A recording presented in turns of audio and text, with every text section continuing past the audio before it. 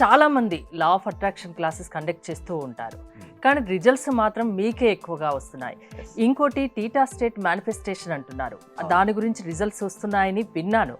అది ఏంటి అసలు? ఆ మేనిఫెస్టేషన్ మీరు ఎలా చేస్తారు? మీకే రిజల్ట్స్ రావడానికి కారణాలు చెప్తారా? అందరికీ రిజల్ట్స్ కావాలని అనుకుంటారు, బట్ రిజల్ట్స్ రావాలంటే ఏమి చేయాలో అది చేస్తే మాత్రమే రిజల్ట్స్ వస్తాయి. అయితే చాలా రకాల మేనిఫెస్టేషన్ పద్ధతులు ఉన్నాయి మేడం. అయితే మేము కొత్తగా ఇంట్రొడ్యూస్ చేసిన పద్ధతులు ఏంటంటే theta state manifestation.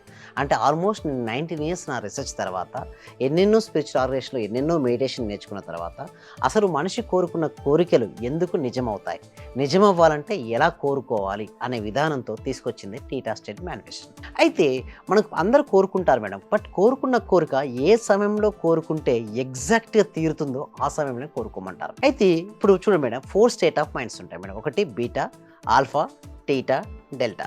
First beta. ఇప్పుడు నేను మాట్లాడుతున్నాను, మీరు వింటున్నారు. మామూలుగా ఇటువంటి సమయంలో ఏంటంటే మన మైండ్ ఏమవుతుందంటే బీటా స్టేట్లో ఉంటుంది. ఈ సమయంలో మనం అనుకున్న కోరికలు అంతగా నెరవేరవు.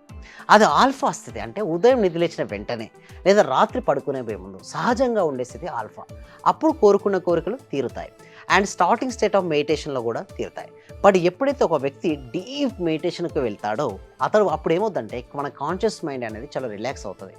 ఎప్పుడైతే కాన్షియస్ మైండ్ చాలా రిలాక్స్ అయిందో సబ్ కాన్షియస్ మైండ్ యాక్టివ్ అవుతుంది.